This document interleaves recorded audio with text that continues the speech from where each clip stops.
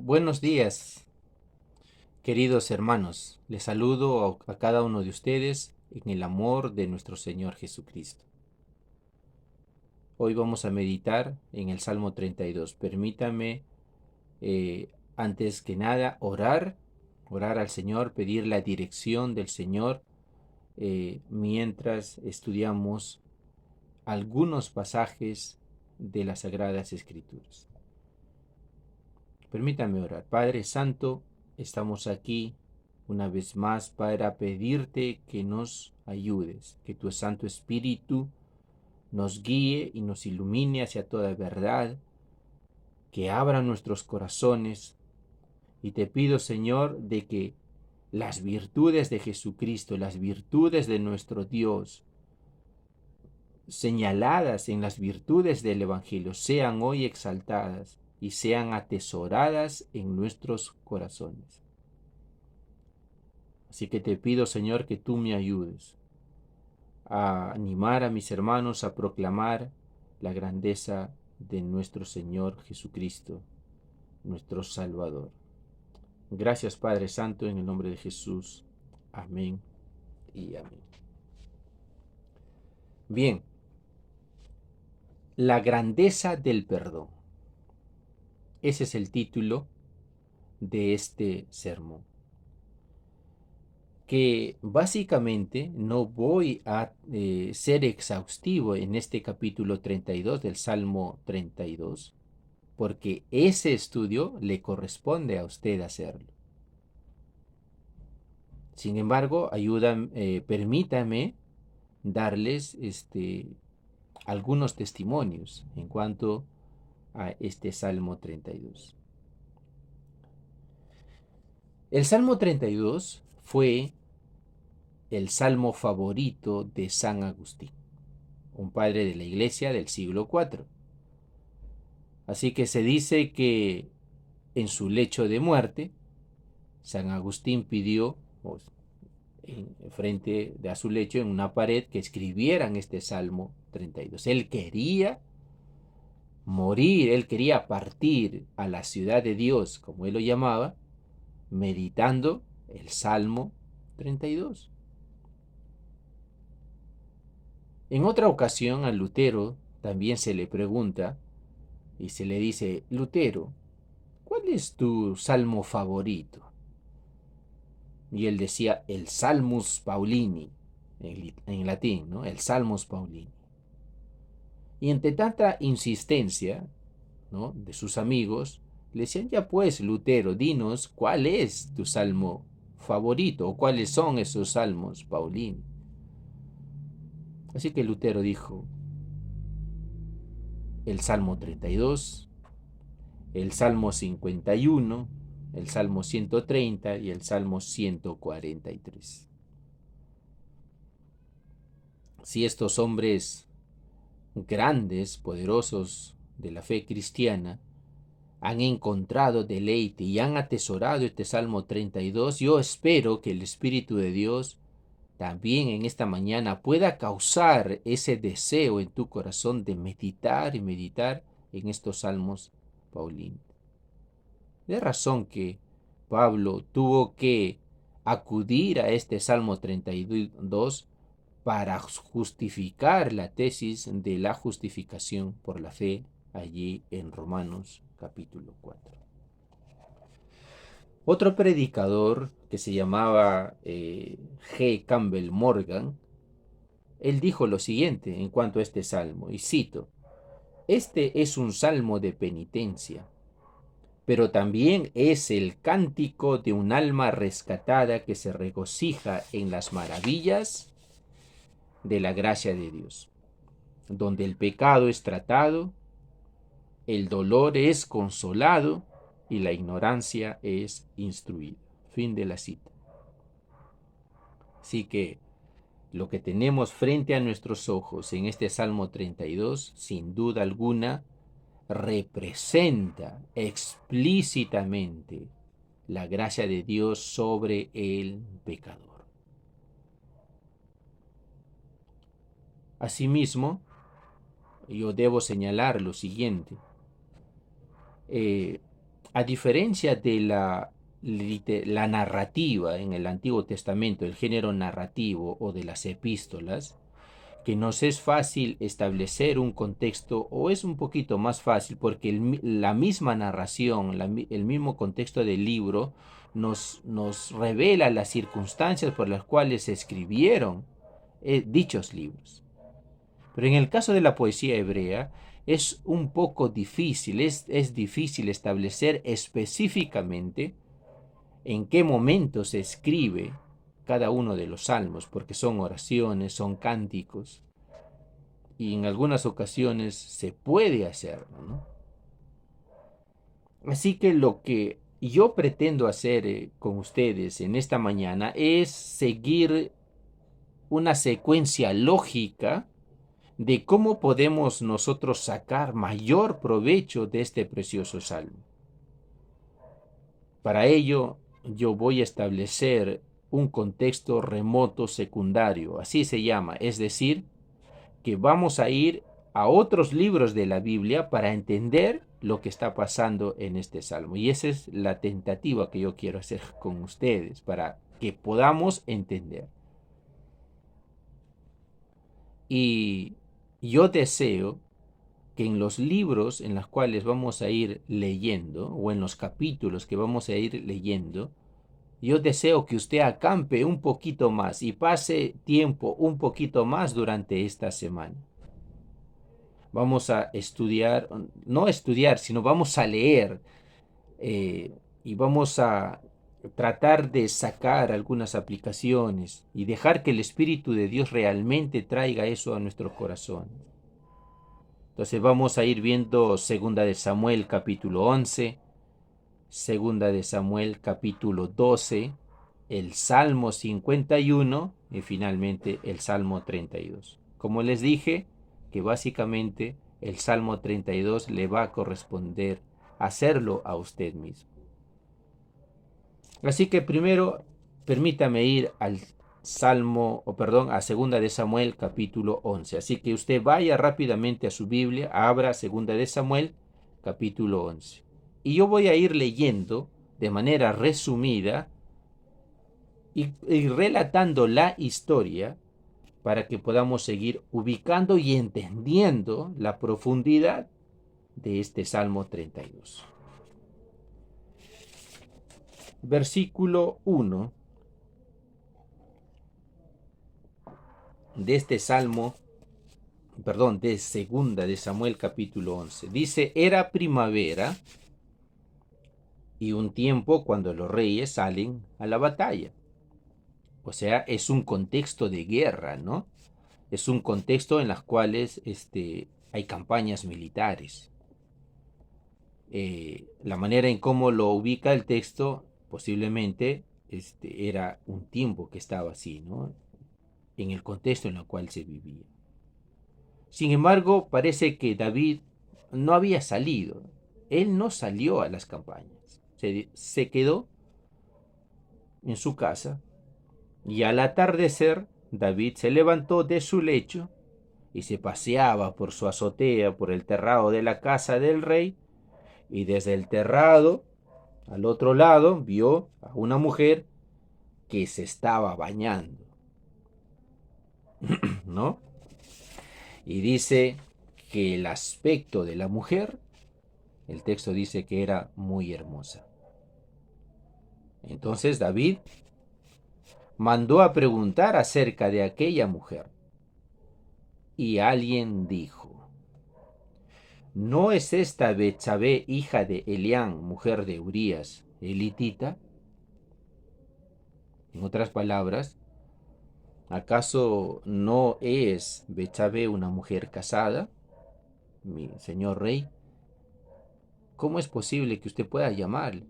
Bueno, o de repente no hicieron preguntas, solamente respondieron las preguntas, nada más, ¿no?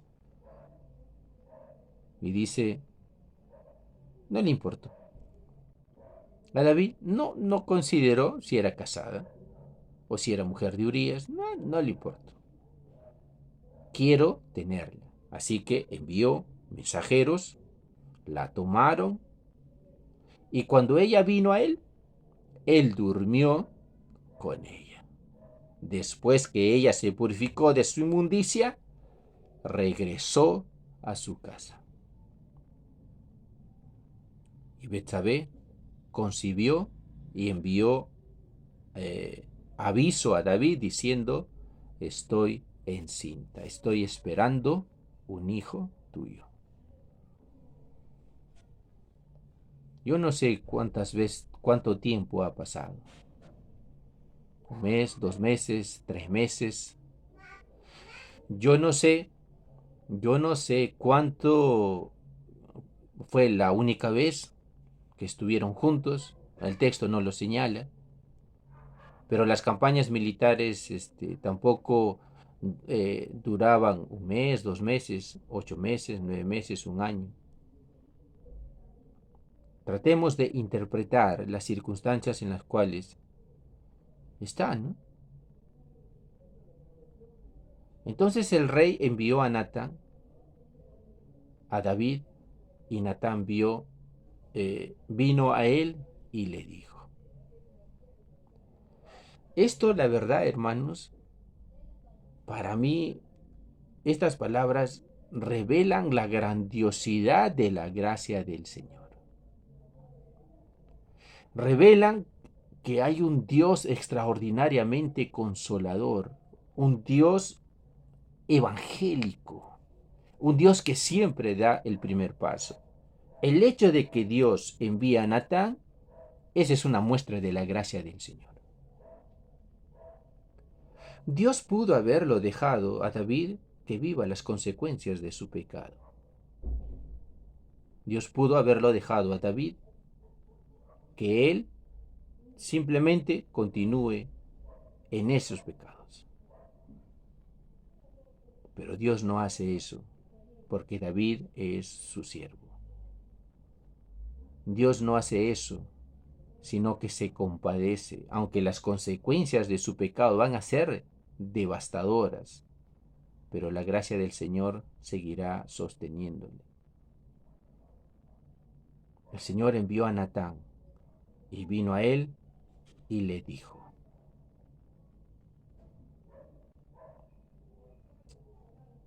Y antes de señalar eso, en el capítulo 11 y 12, usted puede relatar la manera en cómo el pecado ha ido descendiendo y descendiendo hasta abajo, hasta lo más bajo.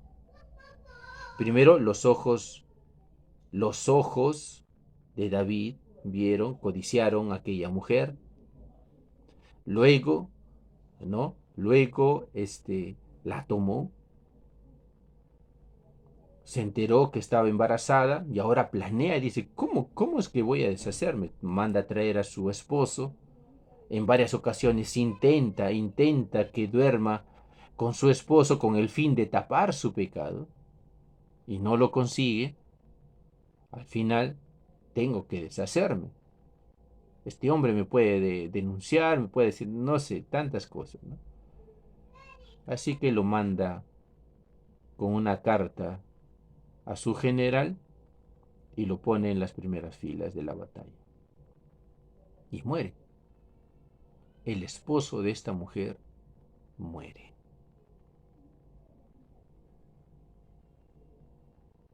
Usted puede entender cómo realmente el pecado paga. El pecado no es un gran señor. El pecado esclaviza. De razón que un pastor escribió diciendo que el pecado es peor que Satanás. Un puritano decía que el pecado es como la tumba, jamás se sacia. Otro teólogo, hablando acerca del pecado, señalaba que el pecado es como una garrapata, como una sanguijuela que se atrinchera en el cuerpo de la persona y no se va hasta que la destruye, hasta que la consume por completo. El pecado tiene un peso enorme sobre el corazón de una persona que teme a Dios y que esa persona ha pecado delante del Señor.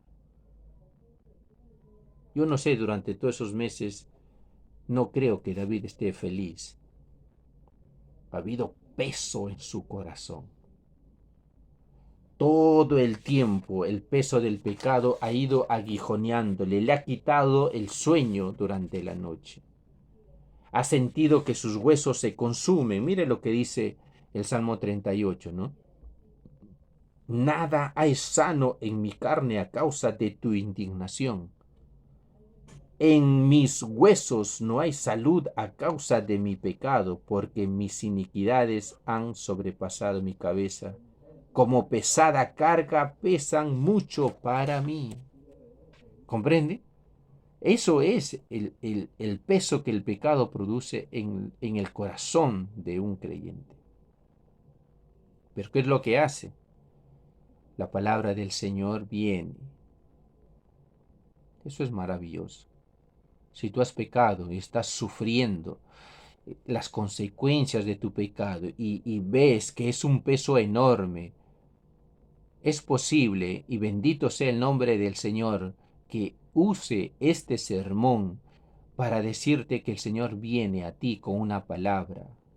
Ha enviado su palabra para consolarte.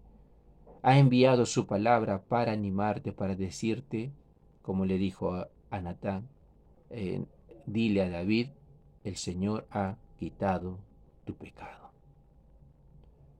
Pero miren cómo el Señor hace su diagnóstico. Dile así, versículo 8, yo te ungí sobre rey, le dice el versículo 7, y te libré de la mano de Saúl, y también entregué a tu cuidado la casa de tu Señor y las mujeres de tu Señor, y te di la casa de Israel y de Judá. Y si eso hubiera sido poco, te hubiera añadido muchas cosas como esta. ¿Por qué has despreciado la palabra del Señor, haciendo lo malo ante sus ojos? Has matado a espada a Urías elitita y has tomado su mujer para que sea mujer tuya. Y a él lo has matado con la espada de los amonitas. Ahora pues la espada nunca se apartará de tu casa, porque me has despreciado y has tomado la mujer de Urías elitita para que sea tu mujer. Entonces David dijo a Natán, he pecado contra el Señor, he pecado. Y él dijo, el Señor ha quitado tu pecado. Sin embargo, por cuanto has hecho esto, has dado ocasión de blasfemar a los enemigos del Señor, ciertamente morirá el niño que te ha nacido.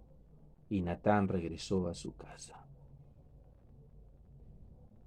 Parece tan simple, hermanos, parece tan simple la declaración. No es poca cosa. Betsabé fue violada, Urías murió, el bebé moriría, y Natán declara, el Señor ha perdonado tu pecado. ¿Cómo, no? O sea, así de fácil puede suceder el perdón. Quizás todos deberíamos indignarnos, pero el apóstol Pablo muestra una indignación y nos hace ver que en la omnisciencia del Señor, que en la misericordia del Señor, no es que sucedió algo fácil, no parece una declaración fácil, pero en la omnisciencia del Señor, Dios solo escondió el pecado de David debajo de la... No escondió el pecado de David debajo de las alfombras, sino que Dios observó que en la época de David y a través de los siglos, la muerte de su hijo en lugar de David. En la mente omnisciente del Señor, los pecados de David estaban sobre los lomos de su hijo Jesucristo. Los pecados de David son considerados como pecados de justicia, y la justicia de Jesús es considerada ahora como la justicia de David. Alguien iba a pagar. Alguien iba a cargar el peso del pecado de este hombre. No fue una declaración simple. Fue una declaración dolorosa. El hecho de que Jesús haya dicho, yo he quitado tu pecado, no es una declaración simple. Es una declaración conmovedora. Porque esa declaración encierra el sufrimiento de la pasión y muerte de nuestro Señor Jesucristo como nuestro sustituto perfecto.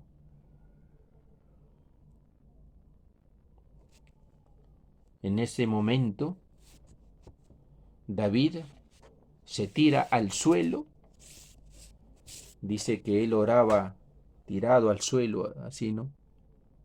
Y comienza a recitar el Salmo 51. Que en nuestras Biblias se habla sobre el arrepentimiento de David.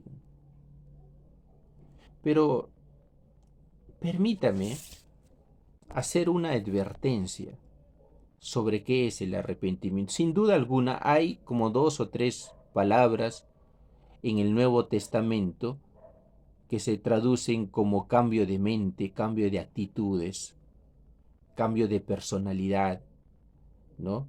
Es un cambio verdadero. Todos tienen que ver con ese cambio, ya sea moral o de pensamiento. Pero, ¿qué no es arrepentimiento? Un arrepentimiento, dice, no es un terror legal. Es decir, solo que pasa por un momento de angustia y una vez que ha pasado la tormenta, se siente tranquilo. No pasa nada. Una cosa es un pecador aterrado y otra cosa un pecador arrepentido. Así que no es un terror legal. Así que no vaya a ser de que usted ha pecado, está asustado porque todo el mundo lo sabe o porque las consecuencias son algo. Pero una vez que ha pasado todo esto y ya se han acostumbrado, usted vuelve a hacer lo mismo. Eso no es arrepentimiento. No es arrepentimiento hacer un voto. Usted puede hacer una resolución muy apasionada por su temor al infierno o por su temor a que lo descubran, pero no estar verdaderamente arrepentido. Usted tiembla más el hecho de que qué dirá la gente y no qué dice Dios en cuanto a este pecado.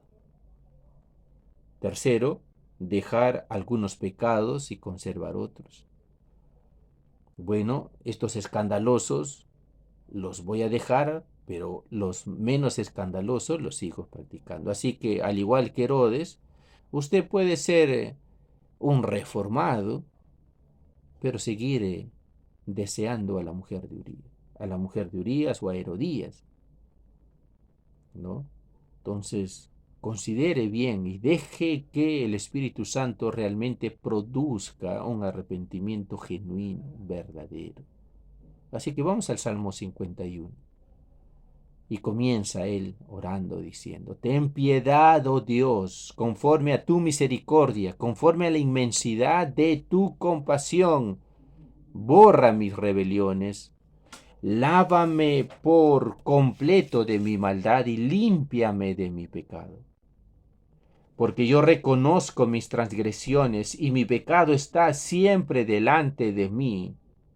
Contra ti solo he pecado y hecho lo malo delante de tus ojos. De manera que eres justo cuando hablas y sin reproche cuando juzgas. Tú deseas la verdad en lo más íntimo y en lo secreto me harás conocer sabiduría. Purifícame con hisopo y seré limpio. Lávame y seré más blanco que la nieve. Hazme oír gozo y alegría. Haz que se regocijen los huesos que has quebrantado.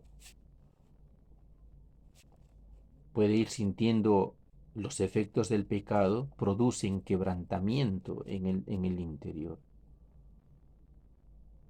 Esconde tu rostro de mis pecados y borra mis rebeliones. Y crea en mí, oh Dios, un corazón nuevo, un corazón limpio y renueva un espíritu recto dentro de mí. No me eches de tu presencia y no quites de mí tu Santo Espíritu. Restitúyeme el gozo de tu salvación y sosténme con un espíritu de poder. Entonces enseñaré a los transgresores tus caminos y los pecadores se convertirán a ti. Líbrame de delitos de sangre, oh Dios, Dios de mi salvación. Entonces mi lengua cantará con gozo tu justicia. Abre mis labios, oh Señor, para que mi boca anuncie tu alabanza. Versículo 10. Crea en mí, oh Dios, un corazón limpio. Interesantemente, David usa este verbo crear, es el mismo verbo que Moisés usa en Génesis 1, cuando Moisés escribe en el principio bara, ¿no? Creó, el verbo bara, ¿no? Los cielos y la tierra. Creó Dios los cielos. Este verbo bara siempre sale o siempre tiene a Dios como sujeto, para indicar de que Dios tiene el poder de crear de la nada, de lo que no existe, hacer que las cosas existieran. No es evolución. Él no está diciendo, quiero que mi corazón evolucione a través del proceso de disciplina, quiero que mi corazón, no está diciendo, Señor, yo necesito algo nuevo, algo completamente nuevo. Y esto es la doctrina del nuevo nacimiento. Tú has sentido el peso en tu corazón, has sentido ese deseo de un corazón nuevo. Has llegado al punto en que tus pecados te han hastiado y le has dicho al Señor, Señor, yo necesito un corazón nuevo, porque ya no puedo vivir así. Has clamado. ¿Cuándo fue la última vez que has llorado por tus pecados? ¿Cuándo fue la última vez en las cuales tú te has inclinado delante del Señor y le has dicho, Señor, otra vez lo mismo, necesito un corazón nuevo y necesito que tú restituyas el gozo de mi salvación? Cuando el gozo se nos pierde, cuando el gozo de la salvación desaparece, es cuando comenzamos a buscar ídolos para encontrar placer en ellos. Y los ídolos jamás fueron diseñados para eso. Solo Dios puede satisfacer el corazón del ser humano. Restitúyeme el gozo de tu salvación. Entonces te enseñaré las transgresiones tus caminos. Yo creo, este versículo 13, es la razón por la cual se escribe el Salmo 32. El Salmo 32 lleva por subtítulo el másquil, así como másquil, ¿no? Másquil de David. Másquil es instrucción, enseñanza, ¿no? Salmo de David es un másquil, ¿no? Y ahí comienza la instrucción. Después de haber experimentado la fuerza del perdón, ¿no? De la gracia bendita del Señor, ¿no? Ahora comienza a recitar y a enseñarnos el Salmo 32. David jamás se levantó de este Salmo 51 hasta que tuvo la convicción de que el Señor había perdonado completamente sus pecados. Así que si usted está luchando, arrodíllate en esta mañana y no te levantes hasta que sepas que el Espíritu de Dios está testificando en tu corazón de que tú eres hijo y de que has sido perdonado. Por lo tanto, David comienza a escribir diciendo lo siguiente: cuán bienaventurado es aquel cuya transgresión es perdonada. ¡Qué felicidad! Cuán bienaventurado es el hombre a quien el Señor ya no culpa de iniquidad, y en cuyo espíritu ya no hay engaño. ¿No? Cuán bienaventurado es el hombre en que el Señor ha perdonado. Y Él dice, mientras yo callé, mi espíritu,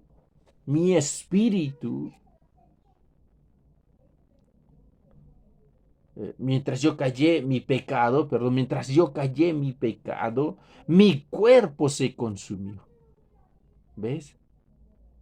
Con mi gemir durante todo el día, porque día y noche tu mano pesaba sobre mí. Mi vitalidad se desvanecía con el calor del verano.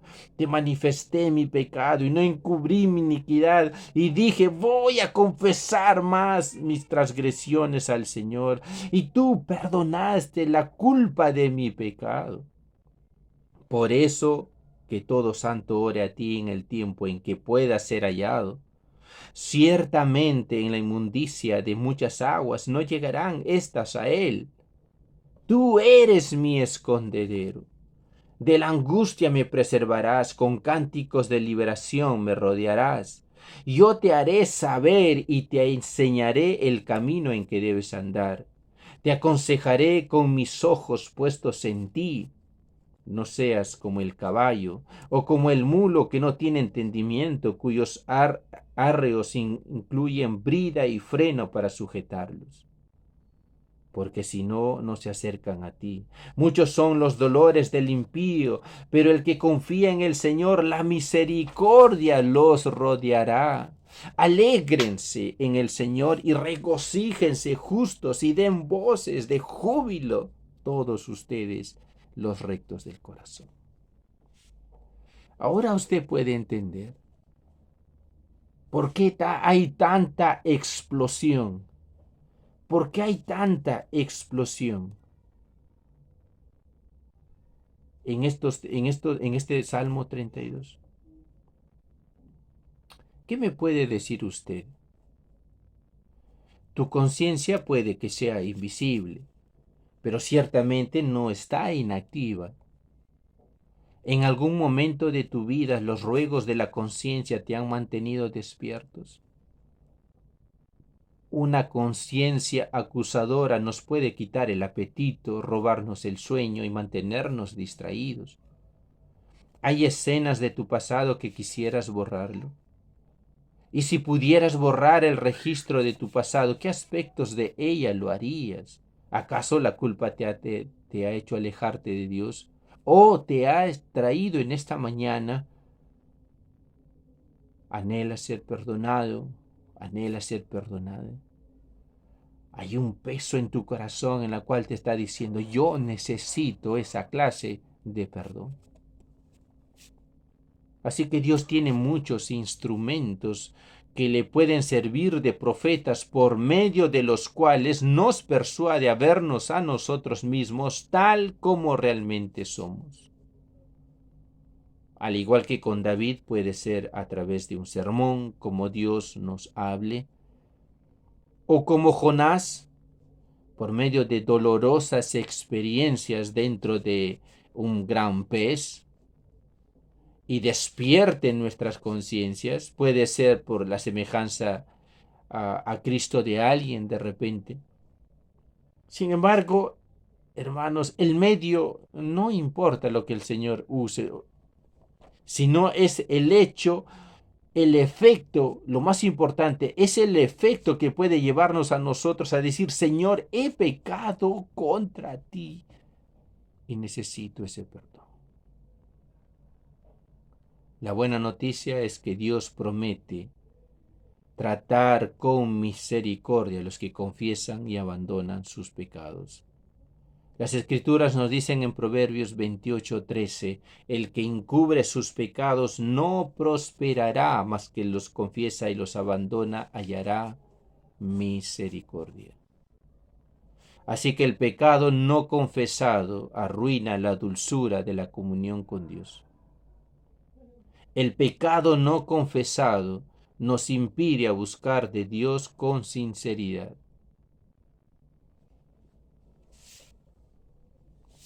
Sin embargo, la belleza de la gracia es que fue Dios quien buscó la restauración de David. Así que permítame darles algunas pinceladas más en cuanto a este Salmo 32, que luego usted va a tratarlo en su estudio durante la semana. Vamos al los primeros versículos del Salmo 32. Si le preguntara, ¿qué es lo que le haría a la persona más feliz en esta vida?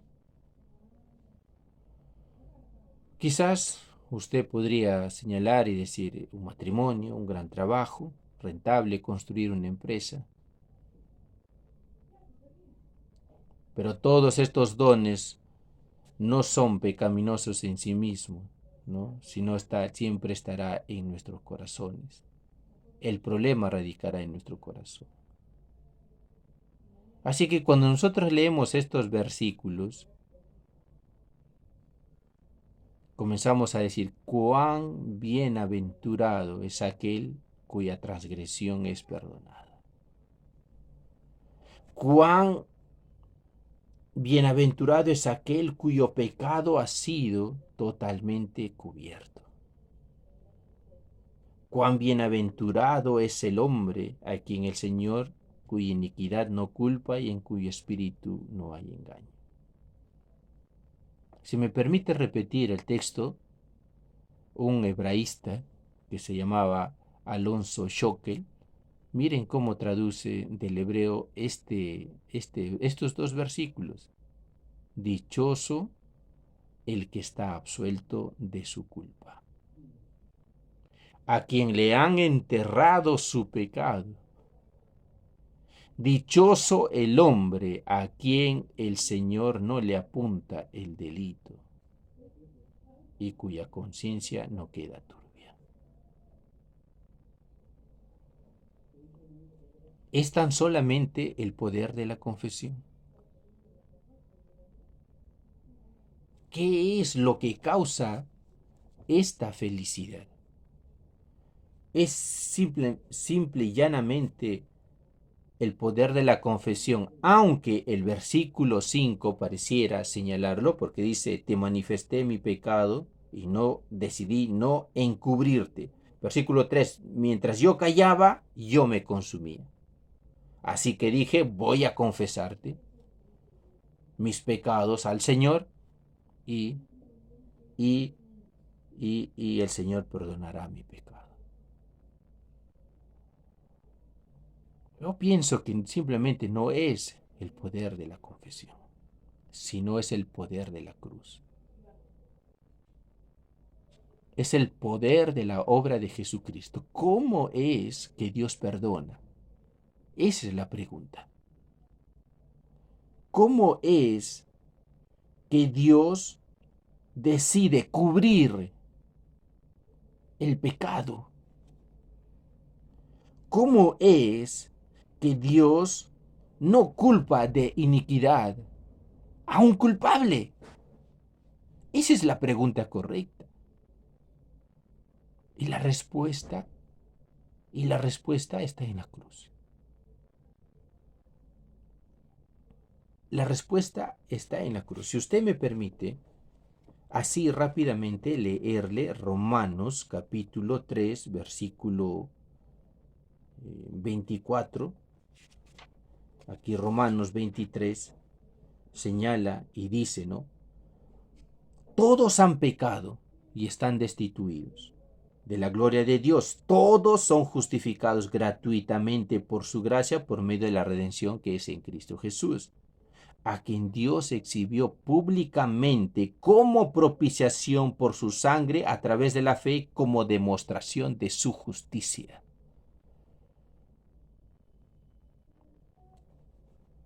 no es lo que simplemente sucedió en una confesión, el poder de la confesión,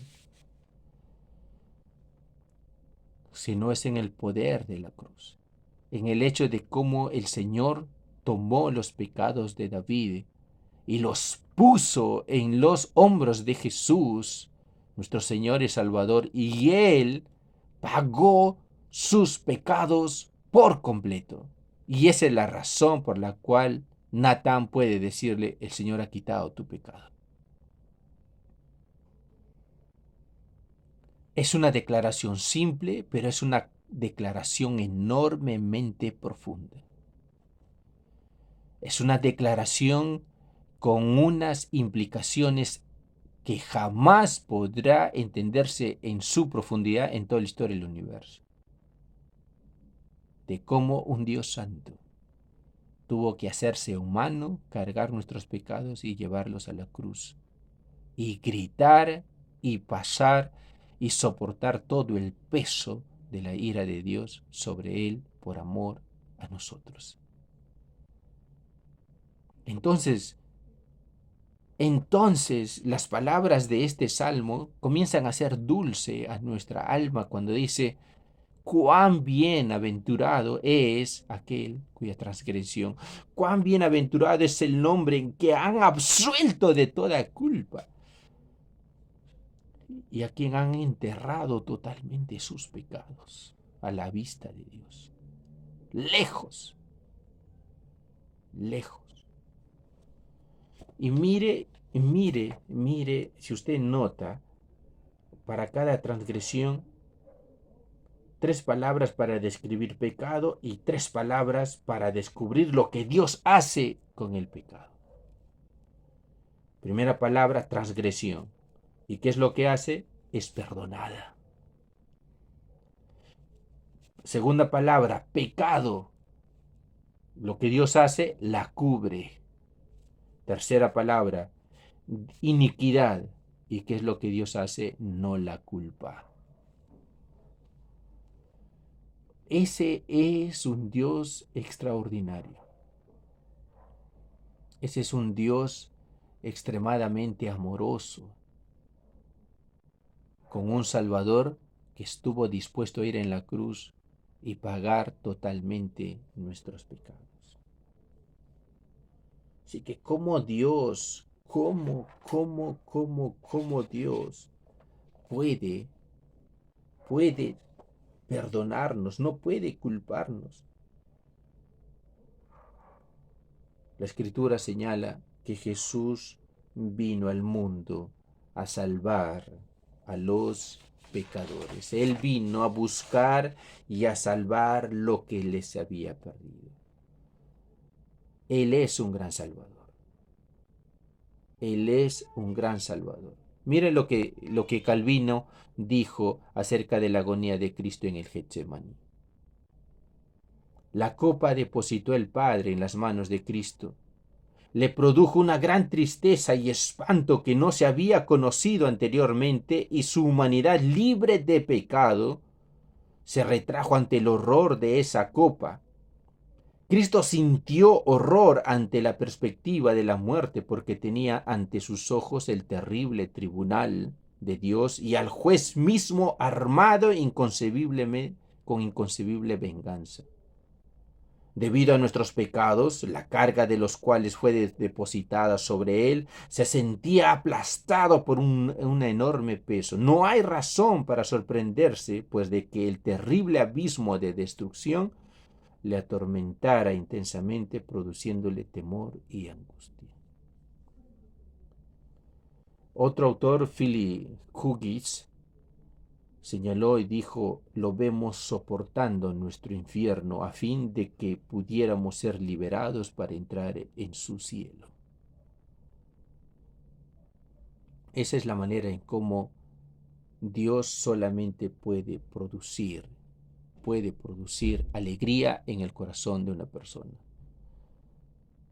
Pero déjeme señalar otro punto importante en la cual yo deseo que usted lo note. Y es, hermano, hermana, en este punto. Si usted lee el versículo 3 y 4 de este salmo, dice, mientras callé, mi pecado, mi cuerpo se consumió con mi gemir durante todo el día,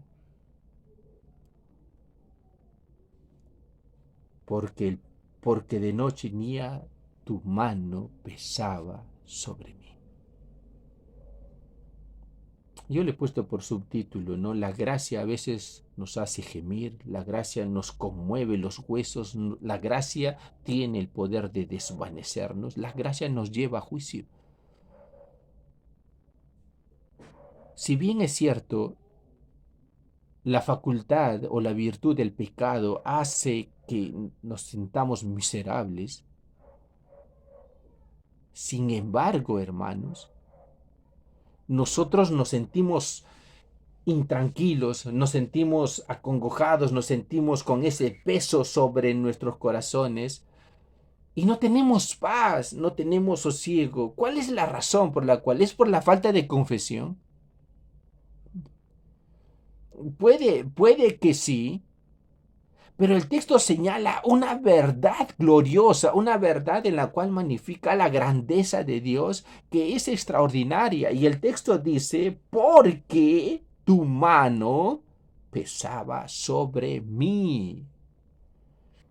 Es la mano del Señor lo que causa eso. ¿Y eso no es muestra de misericordia y de gracia? Y eso no es el hecho de que cuando el Señor hace sobre nuestras vidas, causando punzadas en nuestros corazones, con el fin de que nosotros volvamos a Dios, que volvamos y confesemos nuestros pecados. ¿Eso no es una muestra de la gracia magnífica del Señor, obrando sobre nuestra desobediencia, nuestra rebeldía, nuestra insensatez?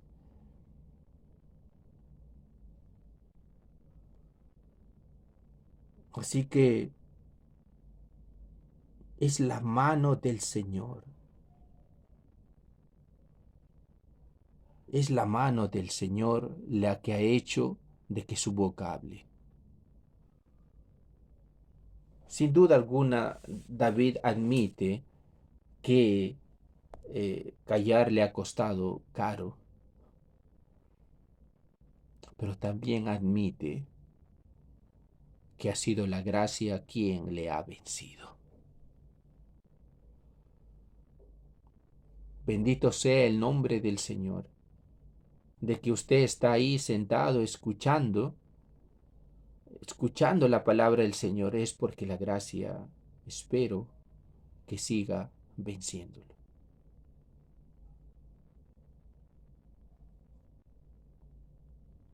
Algunas características que se nota en este versículo, ¿no? Es su cuerpo, lo que causa un pecado no confesado. El cuerpo sintió como que el cuerpo se envejeció, que gemía todo el día, tenía que sufrir de día y de noche, hasta fiebre parece que dice tener, como sequedad de verano. Así que no existe remedio como para el pecado, como para el pecado que la gracia de Dios. La gracia de Dios hace ligera el alma. La gracia de Dios produce felicidad, produce sosiego, produce tranquilidad. Claramente el versículo 4 inicia que esa carga pesada ha sido por la mano del Señor sobre el pecador. Si Dios no interviene, nosotros permanecemos ciegos en nuestros pecados. Calvino decía que la mayor de todas las aflicciones, no hay mayor aflicción para un pecador que ser tan duramente oprimido por la mano divina. Siente al juez cuya indignación y la severidad lo envuelven a muerte sin fin más allá de la muerte eterna. No tenemos medios para conocer el pecado sin la gracia de Dios, señalaba William Willimon. Usted no puede conocer cuán profundo es su pecado a menos que la gracia de Dios le revele. Karl Barth, un teólogo, decía, donde hay un verdadero conocimiento del pecado, solo puede ser la causa del conocimiento de Dios. El hombre es corrupto incluso en su autocompasión, en el conocimiento de su corrupción. Nunca puede realmente haber su pecado a menos que Dios le revele. La única cura con la convicción de pecado es la convicción. Es cierto, pero la mano de Dios precede a la confesión. La gracia irresistible de Dios precede a la confesión. En este sentido, el pecado imperdonable es el pecado no confesado. Con esto quiero terminar llamando a nuestra atención lo que el salmista sabe que se debe buscar es el perdón de aquel quien puede verdaderamente encontrar la limpieza y la salud.